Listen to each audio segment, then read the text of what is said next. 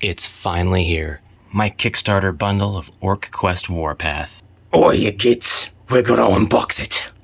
Actually, I should probably drop the Warhammer orc accent, since these are completely different orcs. These orcs worship badass. And we're going to find out what that means very soon. Every side of this cardboard box is branded. I haven't even opened the box yet, and we can do an unboxing for the shipping of the box. Well, it's a little dusty, but it looks like it arrived to me in really good condition, so here we go. Wah. Welcome home, brave heroes. I'm Ash. This is AshQuest, and Shar is behind the camera. Why don't you give them a little hi? Hi. Why don't you let them look at your lovely visage and give them a nice hi? No. Sorry. Fine. Camera shy. Then let me hear your best wah. Wah! We're gonna unbox this. It's gonna be an unboxing like you've never seen. I've lost my hands. Don't cut boxes that way. Cut away from yourself. Fine. Slice. Okay. Yes! I should have known. Styrofoam. Oh, no, it's this really...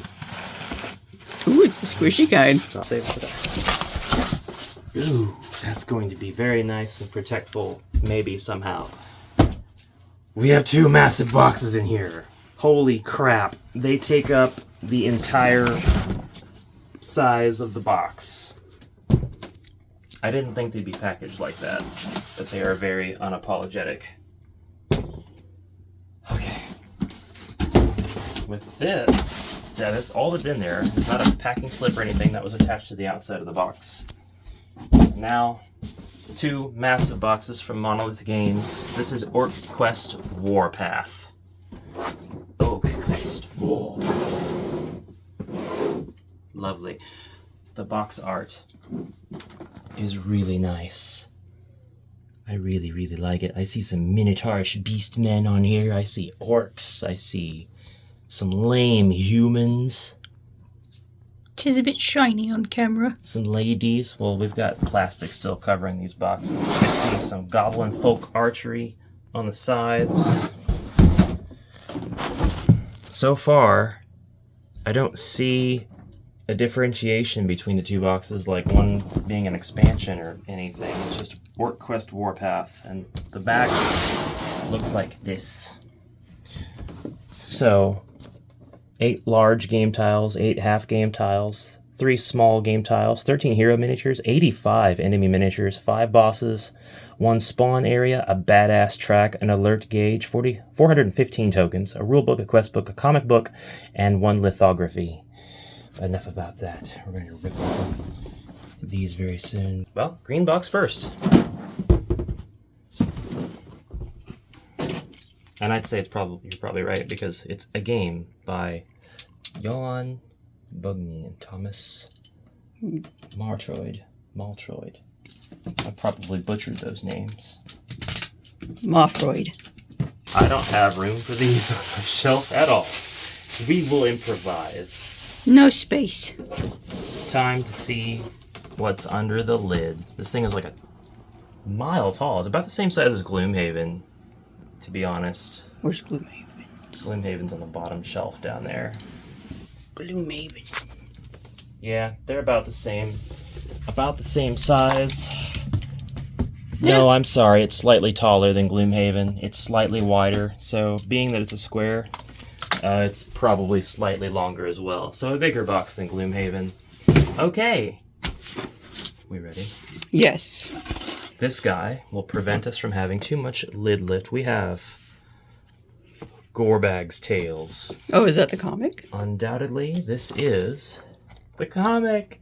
I love it. Here's our lithography. I apologize for any weird video stuff. I don't do this often. It'll be all right. This is the quest book. Okay. Then, yeah, this is for the Dungeon Master's eyes only. This is the rule book. Okay. Interesting. Here are our tokens. We've got lots of rat men. We've got tentacles. We've got beasts. We've got pig coming to a realization that he's about to be bacon. We've got our tiles. Everything is professionally packaged, very clean, very organized. All of that is now out of the way. Cardboard, support, and then something called OQ01A and OQ01B.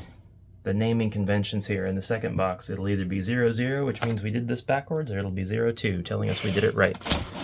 So I'll never throw these boxes away, they're too nice. Here are our miniatures, and we'll get a better close-up of these shortly after we've given a very general overview of everything. So, miniature quality, they're very sturdy. They're not very bendy. I would say that these guys are not made of quite the same plastic as, say, the HeroQuest miniatures. As a different formulation, they're much more, if you keep bending me, you're gonna snap me quality. But they do have a little bit of give, and they're not gonna break if you drop them. We've got rigid square bases. There's a ton in here. Looks like we opened up the lamest of the lame first. They're all humans.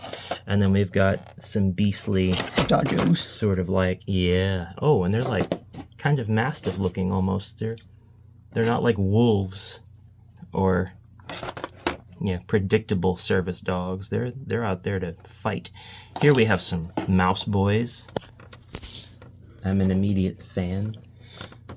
Lots and lots of duplicate sculpts, which is fine. It just tells me these guys are going to get taken out in droves. No problem. They're a little blurry. I'm sorry. Second tray underneath, and we have one of these things, which is fine. More Archers! humans. Lots of archers. Sorceress ladies. Sorceress ladies. And sorcerer guys. Hold on, let's see if I can... I think that's a halberd that he's got. Well, he still looks pretty wicked. Yeah. I do apologize. It's okay, we're gonna get better looks at these Yes. in the close-up. That is a lot of figures. Now, there's no complication with putting them back in. It's not like you're wrestling to get them free. In fact, if you just turn it upside down, they'll all fall out. So it's not at all like the HeroQuest minis. But the shapes that they come out of are still suited to just that sculpt. So if you're going to put them all back in, you're going to be doing it in that specific order. If you're going to keep the trays, I don't know if I'm going to keep the trays. But you're keeping the boxes. OQ01B opens up, and we've got a little bit more color in this one, and it's also a lot cooler. He's a little flexible. He's not going to break. His weapon's not going to give stress marks or anything if you happen to bend it a bit. All these guys look really good. This guy looks amazing. I love him. Yes. And then we have, we've got like Rat mount. rat beasts. And then, dragon. Good sized dragon. Just 2 legs, but then your wings will go on. Whoa, that's a weird, like, feathery dragon? And here's the full model once he is And that's assembled. That's a large model. Yeah, he's really cool. I like him a lot. Again, better look here shortly at every single model individually on the turntable and all that good stuff. Looking for the hero minis. Are these not their heroes? We got, like, a orc barbarian. We got skinny orc guy. We got orc babes. We got a guy with a crossbow, a wizard, another, like, hunter sort of lady. That about does it for Box A's minis. I want to open up these tile boards and take a look and see what the landscapes look like. Boom. The plastic is gone. I just spit everywhere. These are our OrcQuest tiles. They're really large and they're double-sided. So you have exteriors and you have interiors. And it looks like all of them are pretty well set up that way, with one side being an exterior and one being an interior. Yep. And you got a lot of different configurations. This is really pretty. I like the throne room one you I kept like that a flipping lot. over. Throne room. Yeah, that's really nice. You've got a lot of different configurations, setting these up different ways. Each one of them has got a number in the corner that tells you which tile it is. Like this is 06 side B, And then like this one is 06 side A, so I imagine that our quest books are going to let us know how to set up each of the quests with these tiles. And then while you have like implied roads that are meant to fit in certain places, I mean, really, the sky is the limit. And don't forget that this does have an online-based quest editor. So you can make your own quests. You don't have to follow whatever convention might even be in the quest book. But that is the large tile set that comes with the game. These are, I guess, the medium tiles, because we've got small tiles as well. These are, by the way, 10 by 10 for the large, 10 by 5 for the small. These are outdoor, and indoor on both sides. And then we have even more medium tiles. There's like the void or something? Nice. Which double sides has cave? I like that. I really like the dungeon. And here's some more outdoor. Catacombs, whatever you want to call this. Catacombs and more outdoor. Ruins. More ruins. You notice that there's not any doors illustrated on the tiles themselves, which means that there's going to be door tokens we can place down and make our own entrances. I like that a lot. These do remind me a lot of the Loki battle mats, but I really like that there's not door artwork on the tiles, so we can make our own. Then we just have some like separate rooms. There's dungeon and outdoor. Oops, sorry. These have the symbols as well, telling you this is 07B, for example. This is 08B. Oh, one more thing. I don't know if these are traps or like tiny rooms, but there's a couple, and those are also double-sided. These are more tokens. We've got a lot of undead people. I wonder if a bunch of these were represented by the miniatures. It looks like that could have been the case. And then, I don't even know what these are. Tree stumps. They look like tree stumps. Ruined What's the pillars. other side say, maybe? A grate for perhaps an oubliette. That's probably no. They're pit traps. Oh my gosh, we have pit traps, and they are violent. They are spiky. We even have a huge pit trap here.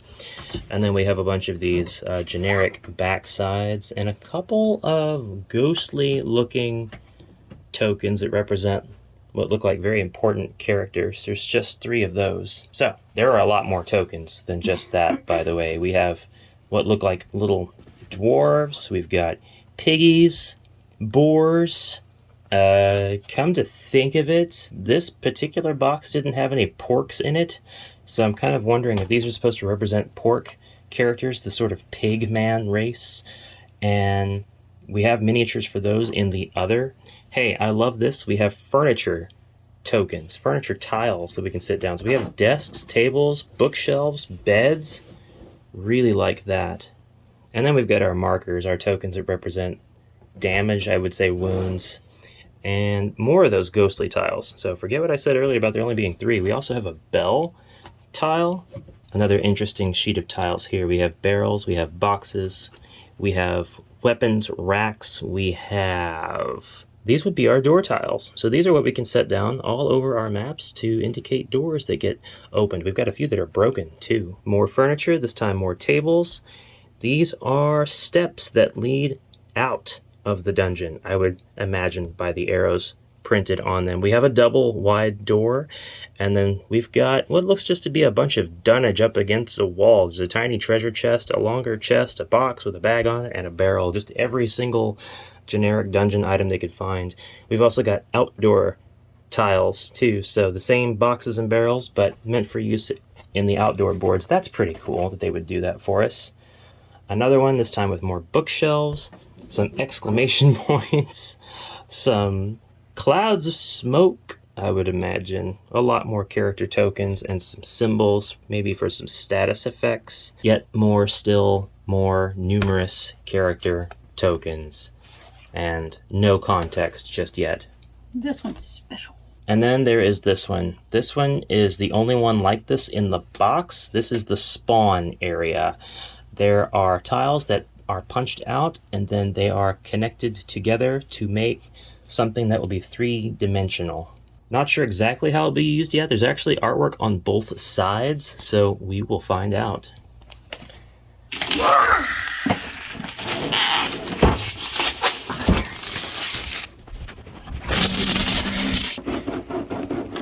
on.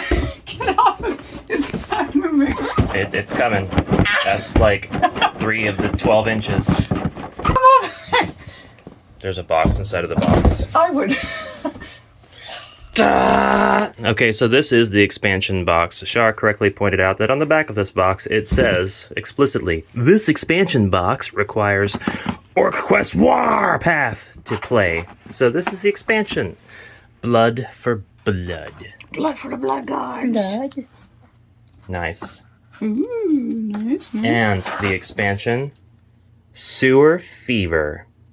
Yes. These are called chapters in the land of OrcQuest.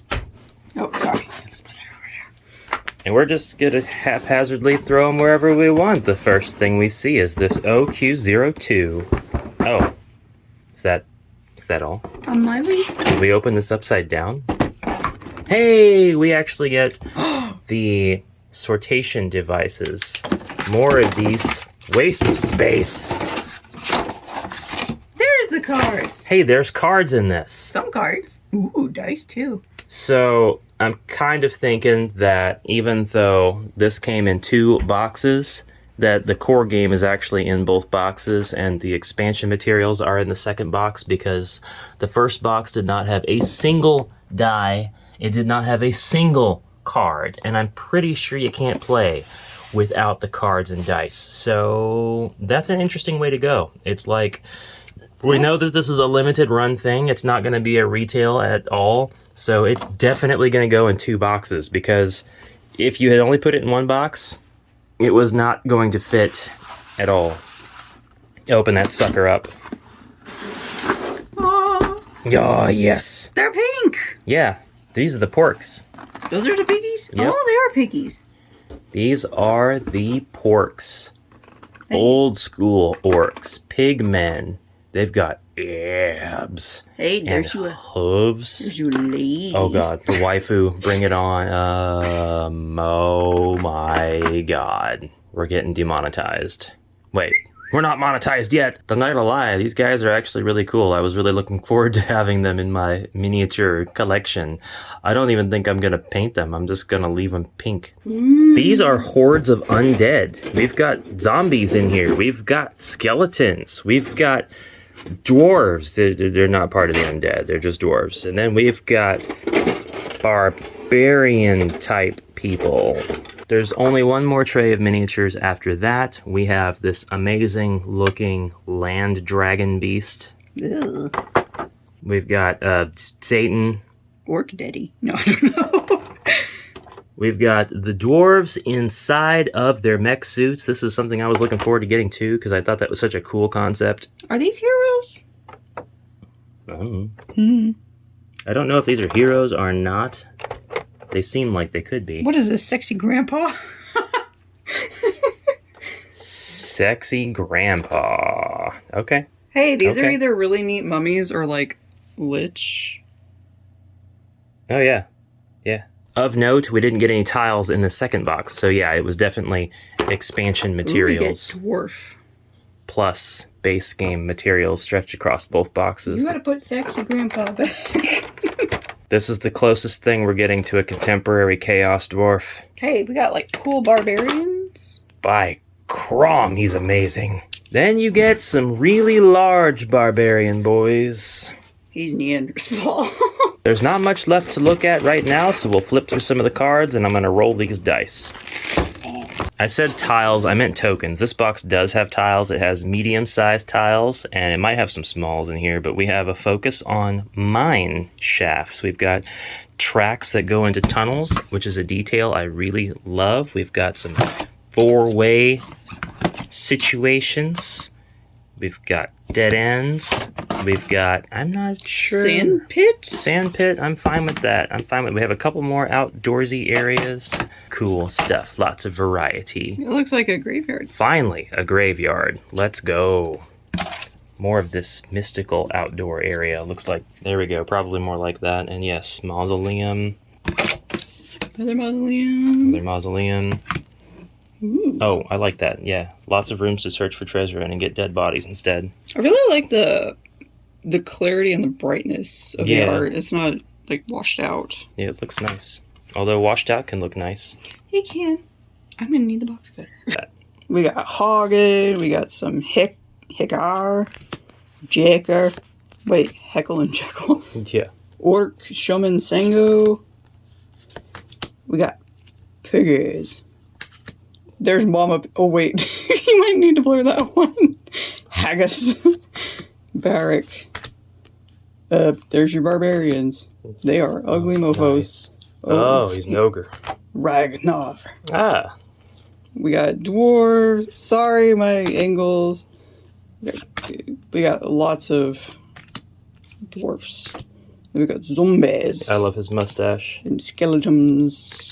Oh, he is a mummy. Okay, not a lich. Necromancers. More piggies. Looks like we've got some doubles, triples. They're really trying to push this lady pig tracker. Nice. I like the boar looking ones. And then Gargoyle. Tarrasque. Love it. Pink. we got. Ooh, she's pretty. I like her. Amazork. Goblin. Nah, Goblin Thief. Hobgoblin. Nice. She's hot. Hi. He's a leprechaun? That's hilarious. We got more. What's the difference between an orc and orcs? I'm sure it's cultural. There's some nasty trolls. Rock. Goblins. I love that we have goblin representation here. Oh, And I like it. hobgoblins. A brownie. A brownie. That's Those what are- she is. That's cool. Those are very rare. Minotaur. It looks like the thing from the labyrinth. Wardog. Dojos. Peasants. Well, Boring humans. Get these humans out of my sight. officer. He's kind of cool. He's kind of cool. A cockatrice. Nice. Lothar. Okay. Knowles. Very good. Oh, she lady. I missed the fact that we had gnolls. A ward. They must be pink. I thought they looked kind of like a knoll, but Okay. look. Lousy rat. Rat skulls. Ragrats. Yes, I love. Ragrat. Archer. The elves are the bad guys. So there must be a quest called No Ragrats. If they don't have one. Cthulhu orc. I thought he looked like a Cthulhu. And there we go. That's all of them. All right, I put together the spawn area. Actually, it was just one big tile that came out, and then these sides are attached, so they folded up. So this is the outside and the bottom. Whoops, and this is the inside. And once you have that put together, you can actually roll things in it. We have this friendly little warning here. Please store the spawn area mounted to avoid damaging it. I don't know what that means, but we'll get into that once we start looking at the instructions and all that stuff, because I do not want to damage my stuff. And I also have no idea what this... Oh, I do know what this is. I do know what these are. These go into the spawn area, and they create variable-sized areas for you to roll your dice in. But we're going to roll our dice in this now. So, go for it. Yeah, I have no idea what these mean. Okay. There's a lot of dice in this bag. There's a lot of dice. We do get a lot of dice with this. The very last thing to do is to look at the cards. I've just lifted out all of the cards with one hand like a complete badass. Of important note, the cards actually say what box they belong to. This is box 1, pack 2 of 10, for example. This is the core box. There's 72 cards, including loot and relic cards. Box 1, pack 10 out of 10, has 66 cards. There's skill, event, loot, craft 2-star, and craft 3-star, and that sort of thing. Our box 2 cards, pack 4 out of 7, for example, has expansion, Death Crypt, 51 cards. Pack 3 of 7 is expansion, Royal Mines, 41 cards. I don't know what kind of cards these are yet. This is going to be exhausting, but we're going to open just a few of them and look at the contents. Okay. This is box 1, pack 1 out of 10. There are 72 cards in this pack. These are character specific because they have letters, not numbers. So you got like charge, counter. Or maybe action and reaction. Maybe, because now I'm seeing there's more than just that on there. So action cards. Stamina. Pre-action. Look at that flex. Passive. Active, passive, reaction. Maybe. My hands are slipping. B. What's B stand for? Badass. Badass. That's probably right. Badass actions. B is badass, A is just ass. This is box 2, pack 1 out of 7, expansion Blood for Blood. There won't be any spoilers because if I let this part stay in the video, then you know that I didn't consider these spoilerific enough to leave out. Combat, combo 1, bear charge, combo 1, bear jump, jump 2 plus attack. We've got a bit of data on each one. We've got little numbers next to symbols. Then we have the instructions here. No flavor text, just artwork. So that's pretty neat. Feel badass. The hero must immediately perform an extra action, otherwise -2 of whatever that is. Do we need a goblin to finish the job? So there are flavor text quotes on some of them. That's cool. Axe, we have 3 different color cubes. Those would probably be correlated to the cubes that I just rolled and did a bit of observation on. So that's cool. Ragnar the Adventurer. Why is that a card in here?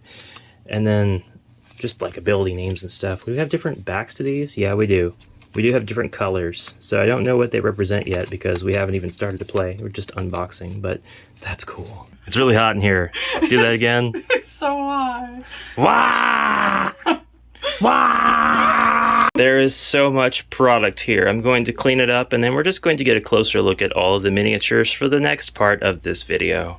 I didn't anticipate this. There's so much to unpackage. There are so many little bits of plastic you've got to unpeel off of things and move into the trash. I mean, there's just so much that comes with the game that makes sense, and I'm not super complaining about that, but oh man, is it tiring. Look at this.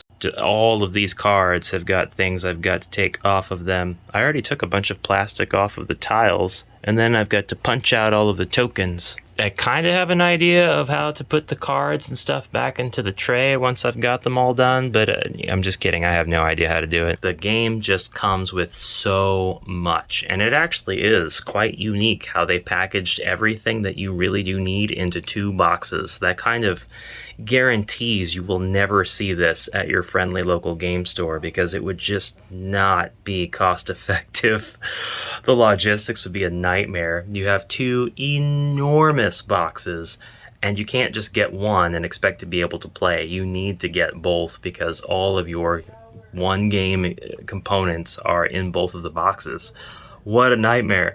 Unless they do a complete total repackaging, which they might do. They might do. I've heard tell that this might come back around. I haven't been keeping up with updates or anything. It's possible that it might go through a yearly reprint cycle, and maybe they'll leave off a bunch of the extras and expansions and stuff to just get a retail base game experience together that'll fit in one box. 'Cause there's just so much stuff. So this is actually an alert gauge. We have 3 different tiers of alertness: yellow, orange, and red. And this goes up by 1 every time you are spotted by a human. And you definitely don't want them to ring a bell or else it'll just jump to the next tier color. And each color represents different behaviors and danger levels for patrols and the like whenever you are engaged in combat or coming across groups of enemies. So you definitely want this to stay as low as possible. If it gets to the very last point, it's game over because you are outnumbered. And this is the badass tracker. Badass. So this thing ended up being the spawn zone, and it constructed very easily, and I noticed that it had 2 additional components that didn't seem to be obvious as to where they went, but now it makes perfect sense. This is actually a 10 tile by 10 tile construct, and it is such that you will drop your exploration dice, whatever they may be, and find out exactly where things are going to spawn on the actual board that you're playing on. These additional sections allow you to divide the spawn zone up into smaller rooms. So if you come across a room during the game that is, say, 5 by 4 tiles, then you'll just take these 2 sections and you'll subdivide yourself a room that is 5 by 4 tiles. And now you can take the appropriate number of spawn dice, whatever type those may be, and drop them in to perform your exploration. And the tiles that they are on represent the tiles that these elements will appear on during gameplay. Really an ingenious design. This is something that you're going to use a lot though, so take care disassembling it and reassembling it, at least with these two sections. It does say to store this mounted. I think it means to store it with all of the components together, but I'll make sure I get clarification. I don't want to give you bad advice, so right now just consider me as not knowing.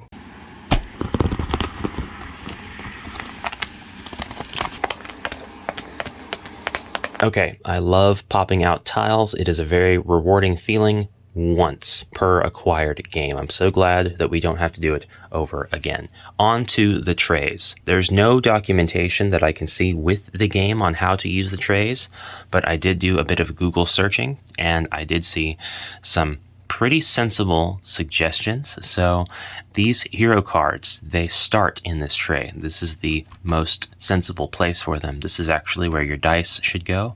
And I'm not quite sure yet if there's any rhyme or reason to the decks, if they need to be mixed at any point. I'd like to keep them separate, and so for that reason, until I know for sure, I have a lot of them still in their packaging, and there doesn't seem to be any rhyme or reason to the different configurations of compartments for the cards. So we just put them in, and hopefully I don't mix anything up too much that it becomes impossible to play later. Kind of a concern of mine for now. Over here, we have, I will say, all 4 of my hero decks did fit in here. And so for me, undoing all of my hero decks, my 4 hero decks, and mixing them together, not mixing them, but stacking them one after the other in this compartment did make sense to me. Onward to the tiles, or the token trays. The token trays don't have any documentation either, but I did a Google search and a result led me to believe that this is the correct configuration. We have 4 sections of tray that are for our enemy and objective tokens or tiles. We have 1 for our small bits of furniture, and I also put all the tiles that look like traps in here. This is for our heroes and their gear. This is for open and closed doors, and some double wide doors are in there as well. And this is for our larger furniture, our entrances and exits. Your other tray is going to have all of your alert tokens, and then here is all of the tokens that have anything to do with changing the status of the characters on the board, all of your afflictions, ailments, enhancements, all that stuff.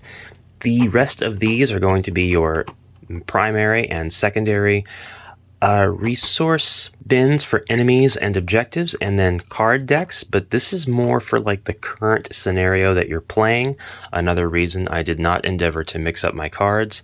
And so we leave this empty for now, or we can hunt down the first base game card decks and place them in here once we have read through the instructions and adventures and we know what we need to start with. Once you have unboxed everything, this is everything you're going to end up with, all nice and sorted and unpunched. We have our card tray full of cards, our token and tile trays, our spawn area, a small handful of adventure books and the rule books, of course, and the comic, all of our tiles. That's a lot of tiles, it's nothing to sneeze at.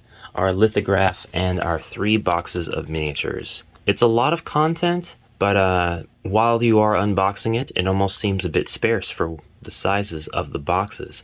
These boxes are so well packaged, all of the miniatures are perfectly safe inside of them, but if you do prefer a smaller storage solution, you will be able to take all of your miniatures out, at least all of your like mob miniatures, and just dump them into something that won't take up as much room. These guys aren't going to break apart while they're falling against each other, as long as they're handled lightly while they're in storage. And it would make sense to me if you did store them a bit differently, because look at all the dead space under these minis. They really probably could have sought a solution wherein they had another row of miniatures underneath these, or they could have figured out probably a couple of different ways to do this. This is a really good way, it's a really safe way, but it does take up a lot of room. This is of course our matte lithograph of the stunning Cthulhu orc. Artwork on the back is a game turn summary of the hero and enemy and end of turn phases. Behold, this is every type of dice that we get in the game. We basically have 3 variations of attack dice, 3 variations of defense dice, and 2 variations of what they call badass dice. And each of our hero characters has their own deck, their own loadout, with their own unique abilities. Okay, we have Gorebag's Tales. This is actually the comic that was promised during the Kickstarter, but it's more than a comic. It actually explains some of the rules in a very covert way. Well, it's not very covert. It breaks the fourth wall to explain the rules, and it presents the tale of the lore of OrcQuest WarPath in a very awesome, back in Grandpa's day kind of way. But there are a lot of fundamentals actually explained in this comic. It could be a very, very good way to start introducing yourself to the game. So I would flip to this comic first, and then I would begin studying the rule book. But we need to look at the quest book for OrcQuest WarPath, and the quest book for it is laid out just a little bit differently than your other quest books. We've got really broad illustrations, large text. We've got a lot of stuff taking up a lot of space on our 2 pages. But here we have the preface. Here we have Chapter 1, Quest 1, which all of our quests are actually like contained in groups within chapters. I'm not sure what the reason is for that sort of delineation or that sortation method, but perhaps it makes sense from a lore perspective at least. We have our objectives, we have the map, we have everything that it's going to take to set up this map for the person who's going to be putting it together, and then we have any special rules that might apply to bosses or special characters in the quest. When we turn our page, we're going to have our preface to Chapter 1, Quest 2, and then we will follow the same convention for Quest 2. When we turn the page, we'll have Quest 3 in the same manner. When we turn the page again, we are now at Chapter 2, Quest 1. So, again, not sure if the chapters are supposed to be so short that you're able to get through them all in a single session, or all of the quests, rather, for a single chapter, or if it's just laid out for some sort of convenience sake. After we finish with Chapter 2, Quest 3, it's time to introduce the Cockatrix, which is a special monster now that will be making an appearance, and then we're in Chapter 3, Quest 1, Quest 2, and Quest 3. Then we are given what's called the final quest. So we have all 10 of our initial quests in the quest book. Now, okay, these are the expansion books, and I guess that's not technically inaccurate, but they are different than what I thought they would be. Blood for Blood, the chapter, does not comprise this entire book. It is actually made up of just a handful of quests, and then it goes into Royal Mines, which looks like our dwarf quest, and then Death Crypt, a chapter, which is a few more quests comprised of undeads, it seems. Then Wings and Claws, and then Pork Quest, which isn't even a chapter and actually only is comprised of 2 pages. It's very bizarre. 3 pages, I suppose. He counts the last one. Really, really bizarre. Our other quest book, I'll call them, is kind of like that as well. Sewer Fever. It has a bunch of different quests in it and a bunch of different chapters. It's not just Sewer Fever. It's Sewer Fever, Beast in the Woods, Elven Vestiges, and Greedy and Doomed. All small groups of quests. There's about 3 quests per chapter. He's an abomination. Okay, now it's time for close-ups of the miniatures. First up, we have our porks and hyenas.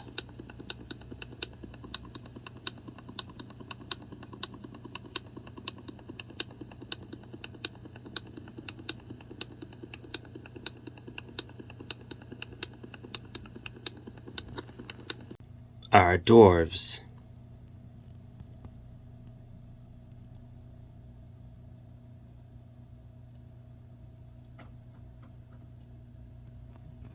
And of course, this guy.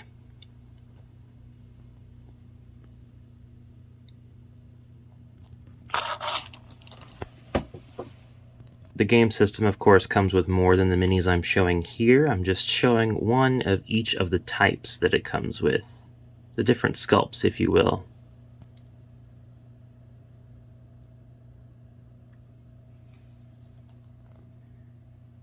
Here we have our really strong-looking barbarian types.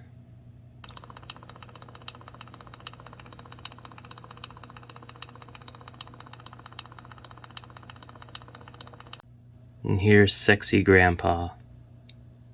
I really like this sculpt. It's a sort of like bat-like dog a giant hound that has armor plating and a saddle that can actually be ridden. This thing is awesome. The massive cockatrix. Rock! Here's one of those aforementioned barbarians for scale. I would say this barbarian is about to be lunch. The mighty Cthulhu orc. He's amazing. He's awesome. He is really quite wonderful. Look at this entire ship anchor he is wielding. Truly badass. This monster is quite wicked, quite imposing. Lots of sharp edges on this guy. Lots of horns, teeth, and claws. Really well done on the sculpt. Kudos to the sculptor.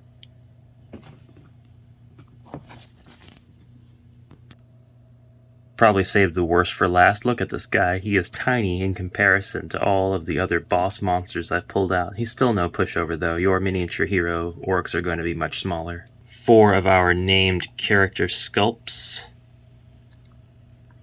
The detail on these guys is just unreal. The details are so good. More green sculpts. I believe these are all hero sculpts. I believe these are all people you can be. They've got their own character cards and everything. I present to you the ladies of OrcQuest.